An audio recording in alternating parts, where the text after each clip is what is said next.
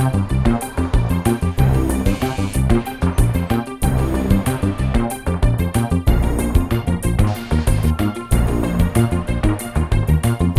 International Union of Operating Engineers Local 17, building Western New York and working hard to create a better quality of life for its members, their families, as well as Buffalo and all of Western New York.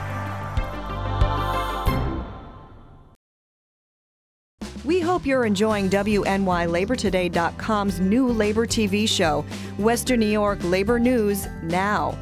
But if you're not a print subscriber to Western New York's regional online labor newspaper, then you're missing out on a lot.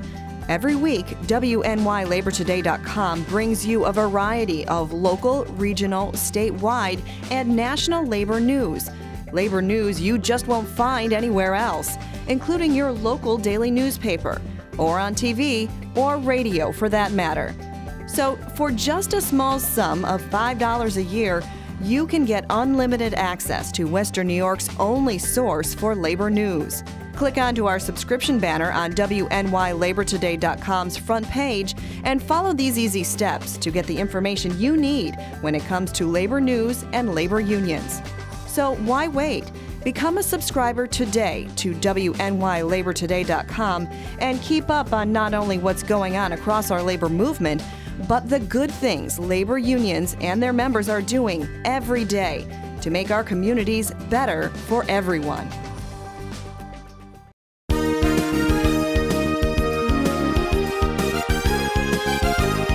Tom, this year's elections are the most important election in our members' lives, as far as I'm concerned. And I know that we had told them that the last time President Obama ran, but President Obama's done a lot of wonderful things in the last 4 years.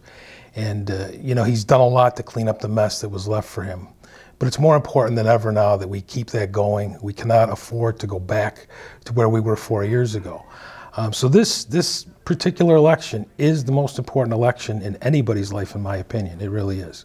Well, I think this year's election is probably more important than any election we've ever faced before. We've just come through one of the biggest downturns in this country's history since the Depression, and I think we're on the road to recovery. But I think to have the right direction during this recovery is very important. We need Barack Obama in the White House. He understands the needs of middle and lower class people. And I'm talking people in general. This isn't a union issue. This is about the survival of our people and preventing poverty from spreading further in our country than it already has.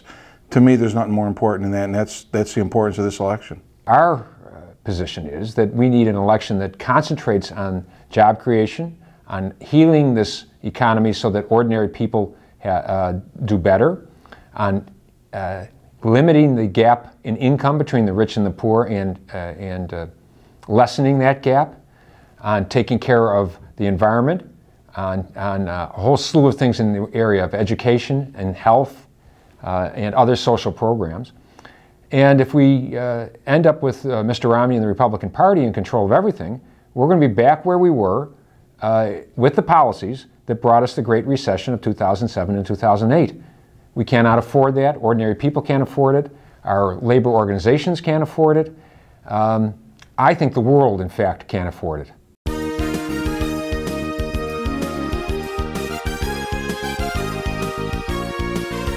It's really important for working folks to re-elect President Obama, but get involved in the race, communicate with their family members, their friends, their neighbors. Obama hasn't pleased everybody, including our union, because we didn't get everything what we wanted, but we sure got a direction that's different than the Bush administration, in that he's really focusing on infrastructure, education, rules that make it fair for everybody to try to prosper in this country. And he seems to have focused in on making sure that we have a sustainable middle class. It's more important than ever for working people to make sure that they're engaged in this election and that they do get out there and that they vote for the right candidate that supports their interests. When you look at what the GOP is looking to do with Social Security, with Medicare, we're talking about that would have an impact on not just myself and my wife, but further down the road, my kids. And I'm actually seeing that it could affect my parents who are in retirement now. And, you know, they work their entire lives to putting that money into Social Security and that, and they have come to depend on that. To take that away from them would be a crime. It really would. It's not just because I think most labor leaders would say that he's done under extraordinarily difficult circumstances. He's done a very decent job, and I think he's a decent man, and I do. I think he has done a decent job. He is a decent man. It's more than that, though. It's to stop the right wing of the Republican Party from taking over our entire country, and by extension, big chunks of world policy. It's a very important issue.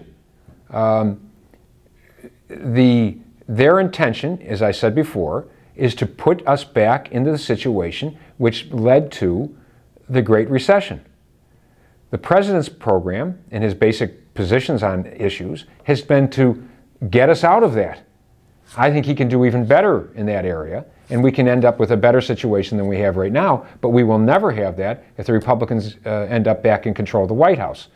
Not the least of which is if they end up in control of the White House, they'll probably keep the House of Representatives, and there's a chance that they would end up with the Senate too.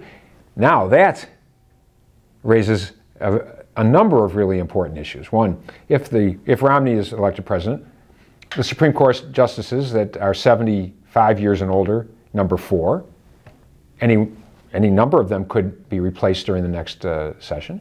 The NLRB is finally back doing some real work, adjudicating real problems between labor and management. I don't think you'll see any of that. Romney will pass legislation. Well, he'll sign legislation that will be against the interests of ordinary working people and their labor organizations. He's already said that he thinks that Scott Walker's done a wonderful job in Wisconsin. Well, that gives you an idea of the kind of national policies that could come out as a result of a Romney White House. Now, if it's a Romney White House, a Romney House of Representatives, or a Republican House of Representatives and a Republican Senate, they're going to send him all kinds of legislation that will curtail our ability, now I'm speaking of labor unions, our ability to represent working people and defend their living standards and working conditions.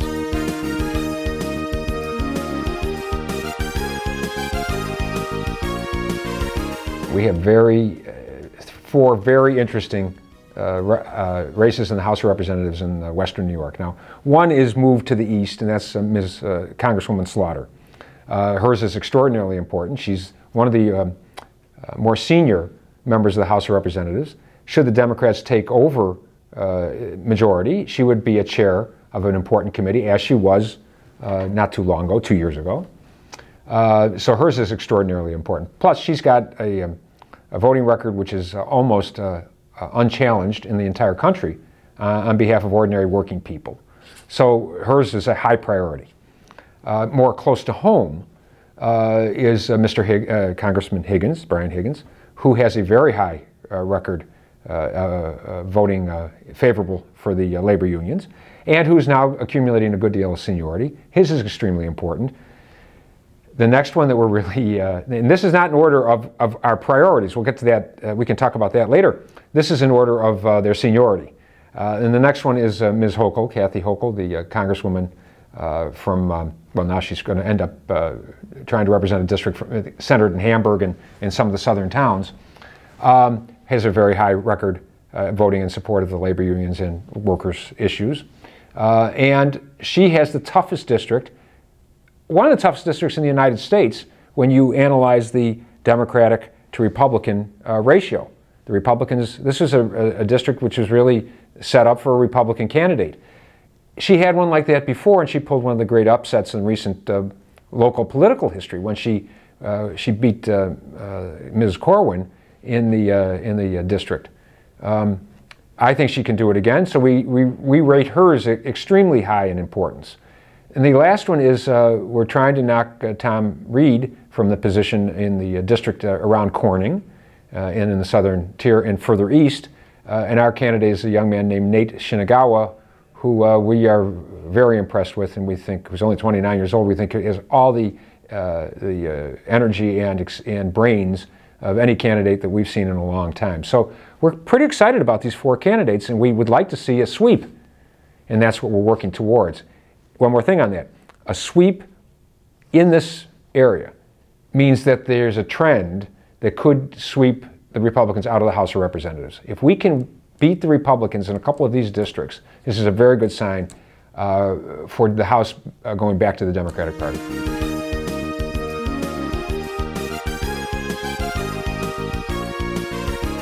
We have a very strong program to educate our members, educate the general public on these questions: trade, taxes, job creation, education, health care. You go right down the list, and they're all there. The environment, all things that are of absolutely intimate importance, close importance to ordinary working people. Western New York Labor is doing an awful lot to educate its members. We have gotten quite sophisticated over the last few years. We're now into social media, we have our web page, but we have walks that we've organized, literature drops, phone banks. Every international union is certainly engaged in this election and has pulled out all the stops in getting their members to support this president and the initiatives that he's put forward. And we will do that right up to and including Election Day. ICE's super involved in educating our members. First and foremost, who our endorsed candidates are this year. And every one of those congressional members, Higgins, Shinagawa, Slaughter, and Hochul are all endorsed candidates for us in Western New York, as well as Mike Amadeo in Senate District 60 for New York State, Sean Ryan, Crystal Peoples, Mickey Kearns, John Soretto. I'm sure I might be forgetting one, but what we do with every one of our endorsed candidates is every member gets a piece of mail from their local president that lives in those districts asking them to support the candidate. Every member gets a phone call from one of our activists. And then we sign up to work on those campaigns. We contribute, and we get the word out to all of our labor households in our community. These people are important to re-elect or elect, and everything we have, we're throwing at it. The Niagara Orleans Labor Council has changed its entire position going into, and focus going into this this election cycle. It's on the top of our chart. We're doing a lot of things different. We're convincing our members that not only talking to your wife across the table, but your neighbor across the yard, your other neighbor across the street, talking to your children, they reach a whole different, educating them. That's the way we're approaching this election. It's what it's going to do for the grassroots people, what it's going to do for Main Street, not Wall Street.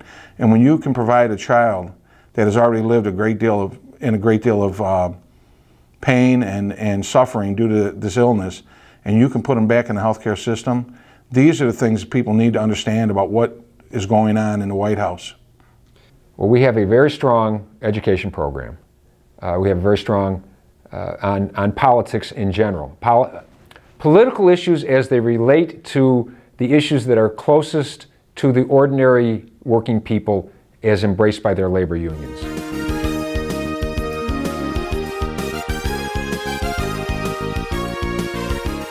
I'd say that the importance of getting involved in this year's election cycle, even all the way down to dog catcher, is to do your homework on who these people are and see if they're in your interest. And vote your interest, not whatever rhetoric is coming out of whatever news media that you watch or read. You can get pretty depressed if you read the newspaper or watch television as the blow-by-blow is illustrated through these media forms. This is about the survival of their union. I've used the tactic of putting the company's first proposal on the table at a bargaining session and show them how much it looks like a Mitt Romney speech or a Paul Ryan speech. And that's where we'd be if we didn't have collective bargaining. We are one state away from 50-50 on right to work, and the president and the vice president have already said they would support national right to work. If they do that, the United States will look like Wisconsin. And that's what I'm trying to convince our people. Their system doesn't work for them. It doesn't work for their family. It's the right to work for less. It's the right to take away and destroy their children's future. The key area that we're trying to do is build unity among our unions on a consensus program that deals with legislative and political issues. When we go to see the rank and file, when we go to see our leaders, when we go to see the shop stewards and the grievance chairs and all the rest of them in the plants and in the workplaces, we're trying to emphasize these key issues, and I raised them before. questions of jobs, questions of health care, questions of income disparity. All the things that are bedeviling us in trying to keep a decent living standard for our people. Ready for some good news, New York? Our public schools are on a roll. We have more students completing advanced placement courses than almost any other state. 1/3 of all Intel Science Contest semifinalists are from New York, and 2 independent reports ranked public education in our state near the top nationally. New York Public Schools, we're teaching for excellence. A message from New York State United Teachers. I hope you enjoyed the first edition of Western New York Labor News Now.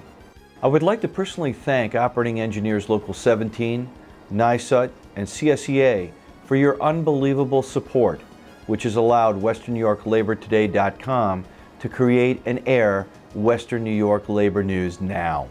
These unions' commitment to labor communications and education has been phenomenal over the years, and without them, there would not be such a labor news TV program offered here on WNYLaborToday.com. With the need for organized labor to not only get its message out, but get it out unimpeded, WNYLaborToday.com has filled an important niche here in our region.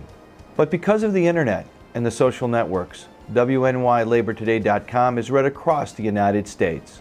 It doesn't matter if you live right here in Western New York or somewhere across New York State or on the other side of the country. Our thousands of viewers, readers would be hard-pressed to find the array and amount of labor news published on WNYLaborToday.com on a weekly basis. In fact, some of our new subscribers are coming from as far away as Los Angeles, California. Our new monthly labor news TV program further enhances what WNYLaborToday.com already offers and comes at a time when workers' rights are under heavy attack. That's why there's such an important need for organized labor to effectively communicate its message and educate not only union members, but those workers who are non-represented. And WNYLaborToday.com is pleased to play that role. So, help us spread the word. Tell your fellow union members about WNYLaborToday.com and Western New York Labor News Now. It's important you do, so labor's message gets the opportunity to be heard by not only you, but those who need union representation in their workplaces. With that said, I look forward to seeing you again next month on Western New York Labor News Now. But before we go, I ask that you take a few more minutes and watch the following labor news video entitled, "What's at Stake This November?" Travis was my firstborn.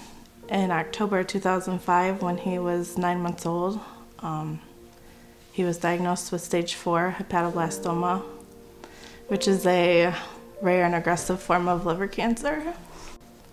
He was hospitalized for 5 months.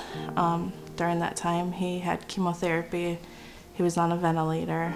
They took out 75% of his liver to make sure they got all the tumor out. By January 2006, he had reached his $1 million cap. Tens of thousands of uninsured Americans with pre-existing conditions, the parents of children who have a pre-existing condition, will finally be able to purchase the coverage they need. When I heard that the bill had passed, it was a huge relief. It was happy, it was tears of joy. He had a liver transplant, and from that point on, he has been in remission. So he's 7 now. He'll be 8 this December and going into 1st grade. Yeah, obviously, my biggest fear is the law being repealed. It's gonna hurt families like ours. I've been retired since '99. I'm 77. Social Security and Medicare means a lot to me at this point. I get the kind of care that I'm supposed to get. It means a lot to retirees like me. Not only the retirees that's on it now, but the forces that's coming behind us. They need something to think about, something that they can know that it'll be there for them when they retire. But if Mitt Romney get in and his vice president the way he think, it's gonna be disastrous. A lot of people paid with blood for a chance for you to go out and vote. And by you not voting today, you got nobody to blame when the wrong person get in office. Got nobody to blame but yourself. AMPAD was an office supply company. They were owned by Bain Capital. Prior to AMPAD purchasing it in '94, it was SCM Office Supplies, and this was a very family-oriented place. Most people thought, I'll retire from here. On July 5th, there was a notice put on the bulletin board that tells us that our employment with SCM would be terminated at 3 o'clock that day. And they brought in their security guards in full uniform and walked us out. Mitt Romney, the CEO of Bain Capital, was campaigning on creating tens of thousands of jobs. And when we found out about that, we said, wait a minute, this is the CEO? How can you say this and do this? With Mitt Romney, workers are never a priority. This is really about the future of our country. This is really about what's going to happen to everybody and how we want to go forward. And I think we've got to look beyond the politics right now and say, you know, which person's going to guide us that way and which Congress is going to work with them to get that job done, because this is bigger than Mitt Romney. Where do we want our country to go? Because we have the power as voters. What's really at stake is the simple American dream of being able to work hard, you know, raise a family, buy a home, and put your education to work. Amongst my generation, the young, early 20s, mid-20s, there's a lot of apathy but lack of education about what's at stake right now in our country. And I think it's so important that no matter how old we are, or what class we may be, or what skin color we may be, the same values we all have, no matter what party we're part of, that those are really the ones that matter. And holding on to those American values that my family believes in and that I believe most American families believe in. You know, in 20 years from now, our children will have much better prospects in growing up in the United States and continuing that legacy of what the American dream is all about.